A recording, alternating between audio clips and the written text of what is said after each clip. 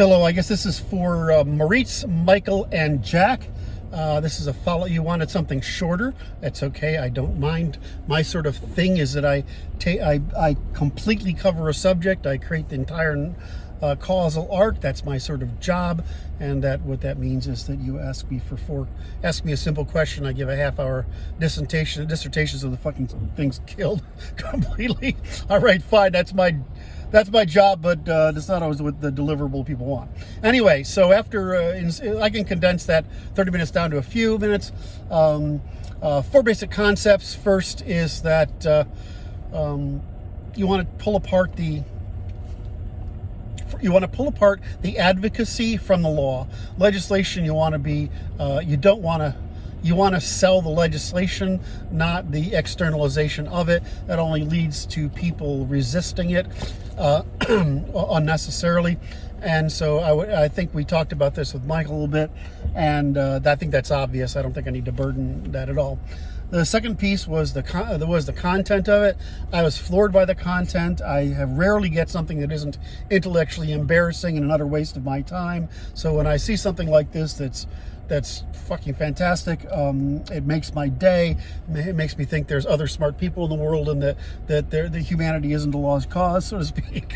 I'm overstating it a bit here, but so the rest of it's the itemized list of what should be rights, obligations, and alienations, and I won't get into that right now, but there is a utility in going through any claim you make and trying to frame it in your mind, or at least verbally or in writing, as a right, obligation, and an alienation, and that helps you think through, have I really addressed how this needs to be held in a court? And of those things, that incredibly detailed list, I was just thrilled. I mean, I didn't have nothing jumped out at me. Normally, if I was going to look at this, I would say, okay, I need to give think time to every one of these, make sure there's no hole here, because the camel's tent problem of legislation. But I thought it was fantastic. So as for the upper structure of it, the positioning of it, we talked about that, and we've talked about the excellence of the content. The next question is, and I'm sort of doing these in order of severity, or inseverity. Yeah. So next severe thing was that the next most serious issue is the medical major, which is this intermediary position, this triarchy you're trying to put together between the person who's appointed, someone who's elected by the community, and someone who's part of the legislature. I mean, basically a minister. I love my autistic internals, love this particular positioning. I understand what it is. It's very mechanical, very procedural,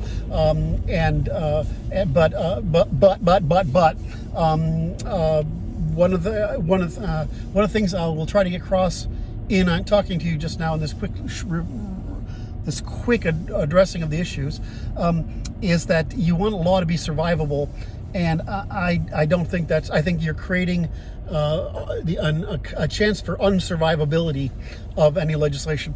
So, and the reason is that I really think you should just condense the two roles. We do it like we do here in America or other countries, which is that the vote you want not the community to vote for an individual, but the community to vote for a field of individuals.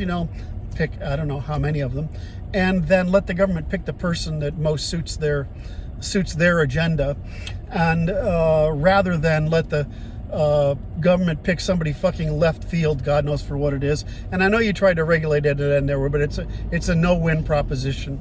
You can't win a credentialist battle. You have to win. In other words, credentialism is meaningless. What you eventually get, what you really want, is support.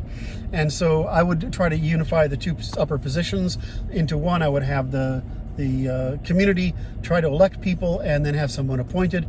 And then the person can be appointed from that list. That's how we do it. That's how we actually do it in the legal system in America.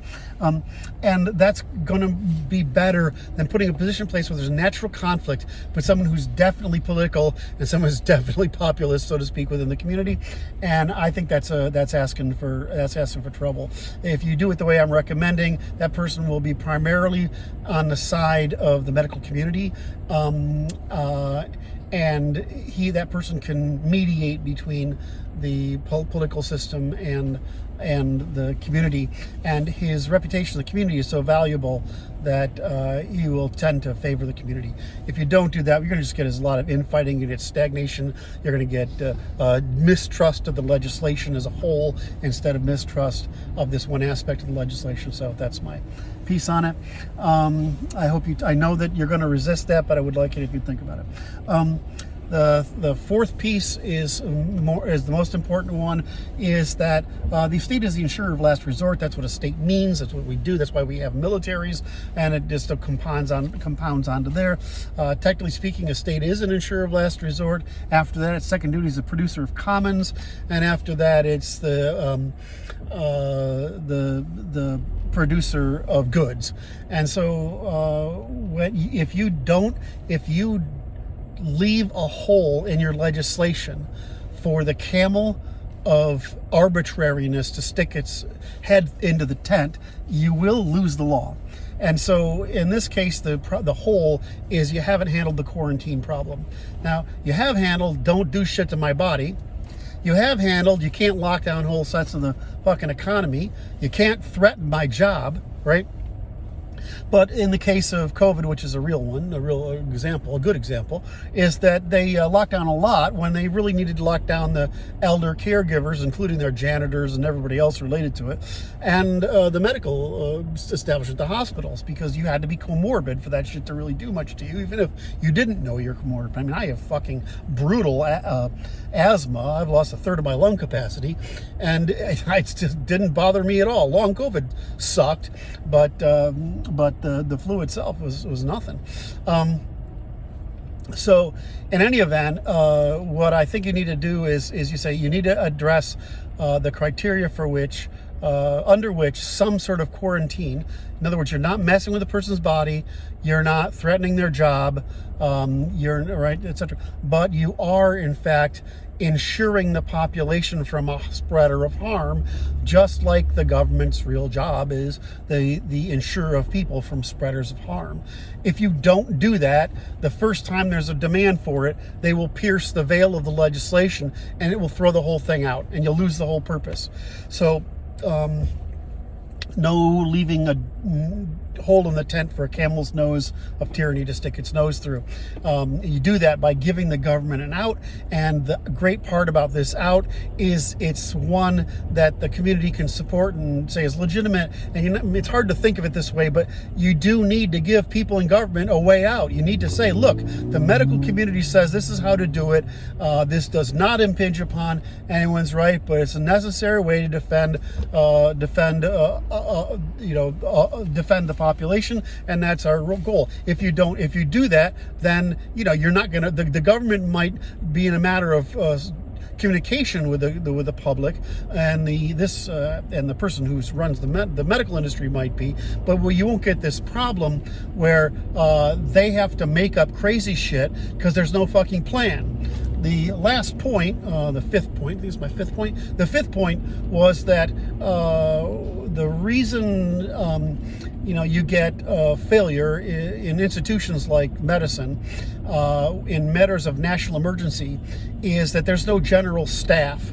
And when you have a general staff in the military, that group's job is to plan for emergencies and create plans for how to do them. In that sense, what I would recommend is that you create a board, and this board works with whoever the person in charge is, the person you elect, appoint, whatever. And that board's job is to update the plan and to conduct war games. So that's the problem. That's why the CDC failed and the WHO failed. The WHO failed because it was captured by governments, and the CDC failed because it was captured by employees.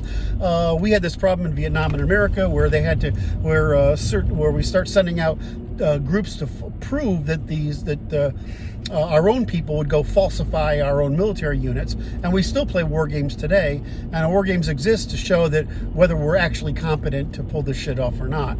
And that's one of the reasons America's quite good, is because we have an expeditionary military and it has to pass all these fucking tests all the time to survive. So I would say that you want this board, you want it to act like a general staff, and then they need to actually come up with plans, and these plans need to be run every year or two. I would do them every 2 years, where they have an emergency and they run the war game to see if everybody can actually do it. All right.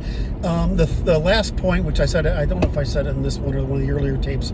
The last point is, if you want to get public buy-in, the best way to get public buy-in is, and especially in a small country, is that like FEMA in the United States is shit. Most militaries are shit. They can't do emergency services very well. Private sector hospitals run at a level of efficiency, and state ministries run at a level of efficiency at the point where they're able to handle some variation within the run rate of the going concern, but they're not able to handle windfalls or collapses. And so what you want to be able to call on is the population. And so, I would say in case of disasters, everyone knows about militias in the course of military crises, but there should be a disaster equivalent and there should be a hospital equivalent. And if you wanted to go all the way to doing something really crazy, I know this isn't in your legislation, I'm asking you to think about it, is if you want to do that, that's actually what gets public buy-in, is public involvement. Would you run a war game with the public every 3 or 4 years? Sure. It doesn't really have to involve much other than people showing up at a certain place and saying, I have these resources, and organizing that. If you did that, you did that in finance, medicine, disaster, and military, you'd probably end up with the best run government on the planet. Anyway, I think I've covered my 4 major points and my 3 steps on the 4th one, and so I hope that was sufficient for you, and I hope I got it in 11 minutes. That's about the best I can do, guys. Thanks a lot. Bye-bye. Oh, Kurt Doodle, Kurt Doodle, Natural Institute, CURTD, CURT.doolittle at gmail.com. Thanks. Bye-bye.